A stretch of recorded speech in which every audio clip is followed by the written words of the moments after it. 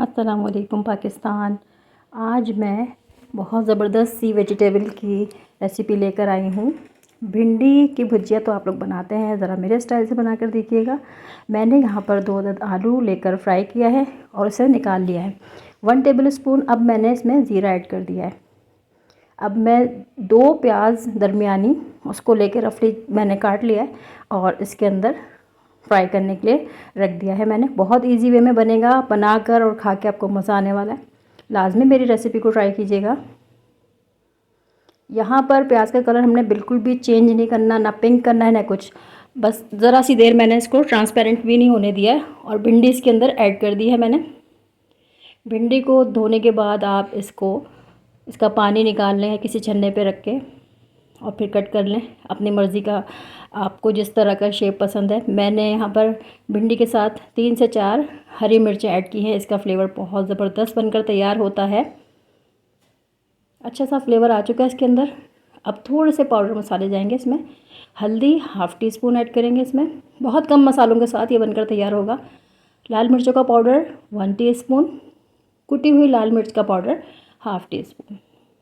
बस इसके अलावा भी मैं नहीं ऐड कर रही कुछ भी। भिंडियों को कभी भी ढककर नहीं पकाना चाहिए, काफ़ी लेस पैदा हो जाती है उसके अंदर। मैंने इसको अभी चारों साइड से फ्राई करते हुए ही पकाना है, बिल्कुल कैप नहीं लगाएंगे। इसी तरह से 3 से 4 मिनट में बनकर आपकी सब्ज़ी तैयार हो जाएगी और खाने में नहायत मज़ेदार होगी।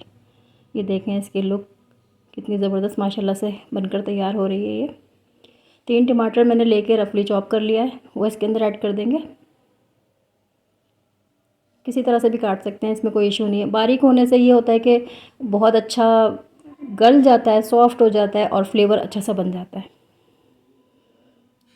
टमाटरों के साथ भी इसको भूनते रहेंगे, क्योंकि अगर हमने इसको नहीं इस पॉइंट पे मिक्स किया तो भिंडी काफ़ी लेसदार हो जाएगी, वो अच्छी नहीं लगती। भिंडी खड़ी खड़ी सी हो, मज़ेदार हो और शेप भी बरकरार रहे, तो इसके लिए आपको ये रेसिपी फॉलो करना है।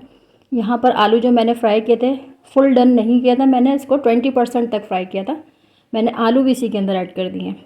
देखा आपने कितने सिंपल मसालों के साथ ये रेसिपी बनकर तैयार हो रही है। अब आलूओं को और सारी चीज़ों को इसी तरह से हमने फ्राई करते हुए बनाना है। अब मैंने सॉल्ट ऐड किया है एंड में, बिल्कुल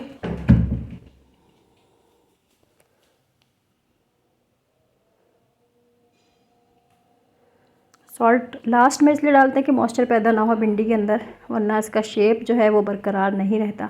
अब देखिए कितनी ज़बरदस्त मसालेदार भिंडी बनकर तैयार हो चुकी है। ऑयल इसका ऊपर आने लगा है, ये देखें कितनी ज़बरदस्त बनी है। मिलती हूँ अगली वीडियो में। अगर आपको मेरी रेसिपीज़ अच्छी लगती हैं, चैनल को सब्सक्राइब करके जाइएगा।